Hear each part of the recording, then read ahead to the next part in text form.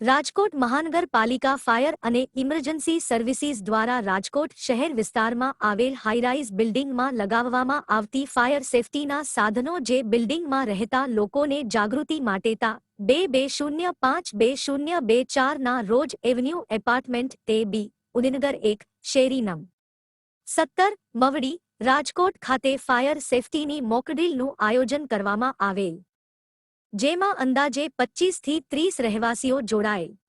આ મોકડ્રીલ દ્વારા બિલ્ડિંગમાં લગાવવામાં આવેલ ફાયર સિસ્ટમ અને ફાયર સેફટીના સાધનોને આગ લાગે ત્યારે કઈ રીતે ઉપયોગ કરવો, શું કરવું અને શું ન કરવું જોઈએ તેમજ આગ બુઝાવવા માટેની ફાયર સિસ્ટમ અને સાધનો તથા ફાયર એક્સટિંગ્યુશરનો ઉપયોગ કેવી રીતે કરવો, જાળવણી અને કઈ રીતે પોતાનો તથા અન્યનો બચાવ કરવો તે અંગે ફાયર એન્ડ ઇમરજન્સી વિભાગના ચીફ ફાયર ઓફિસર શ્રી આઈ.